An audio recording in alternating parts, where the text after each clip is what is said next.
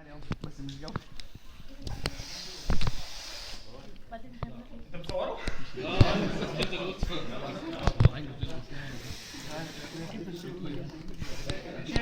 هينزل على اليوتيوب ويعمل مليون مشاهده. طيب دلوقتي احنا عندنا بالونتين، بالونه فاضيه وبالونه مليانه، كويس؟ هنعمل ايه؟ هنولع تحت كل بالونه من الاثنين ونشوف البالونه هيحصل فيها ايه، اوكي؟ طبعا الاول هنولع تحت البالونه الايه؟ الفاضيه. احنا لو عملنا كده على فكره بالونه مش قصيده ابو زيد. ايه اللي هيحصل؟ انا لسه بسخن. اطول دي. ايه اللي حصل؟ ولا حاجه. ليه ما فرقتش؟ مليانه ميه.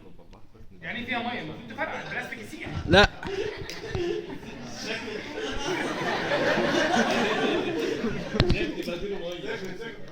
مش هتفرقع مش هتفرقع.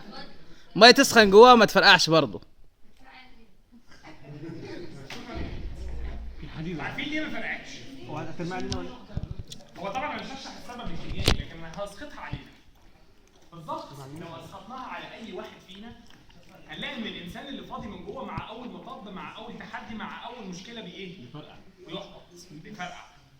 اما الانسان اللي جواه حاجه مفيده، جواه قيمه وجواه حاجه تستاهل، بيستحمل اي مطب واي تحدي واي مشكله. كذلك المندوب الخفيف مع اول اعتراض ايه اللي هيحصل معاه؟ هيفرقع. المندوب التقيل هيستحمل. عشان كده لازم تبقى تقيل من جوه، ما ينفعش تبقى مندوب هش. ما ينفعش تسيب البيعه وتمشي. ما ينفعش تسيب العميل طالما انت اخترت العميل صح وتعبت من البدايه يبقى لازم البيعه تكمل في الاخر. وافتكر دايما ان المندوب الفاضي بيحصل فيه ايه؟ حد عايز البالونه؟